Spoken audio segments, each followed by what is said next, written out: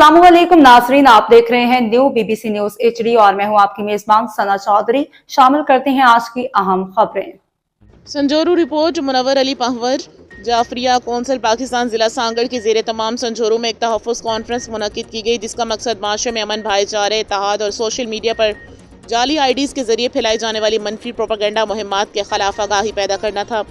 Conference से खिताब करते हुए मुकर्रिरीन ने कहा कि बाद शहरपसंद अनासिर फेसबुक और दीगर सोशल मीडिया प्लेटफॉर्म्स पर जाली IDs के जरिए झूठे इल्ज़ामात, नफरत अंगेज़ मवाद और इंतशार फैलाने की कोशिश करते हैं, जिससे माशरती हम आहंगी और अमन मुतासर होता है। उन्होंने जोर दिया कि ऐसी सरगर्मियों की हौसला शिकनी और कानूनी रोकथाम के लिए मुश्तरका कोशिशें वक्त की अहम ज़रूरत है। मुकर्रिरीन ने मज़ीद कहा कि इमाम हुसैन अलैहिस्सलाम का पैगाम अमन, सब्र, इत्तेहाद, हक़ और इंसाफ का दर्ज देता है। इसलिए माशरे के हर फ़र्द को चाहिए कि वह नफ़रत, तफ़रक़े और इंतशार से गुरेज करते हुए मोहब्बत, भाईचारे और रवादारी को फ़रोग़ दे।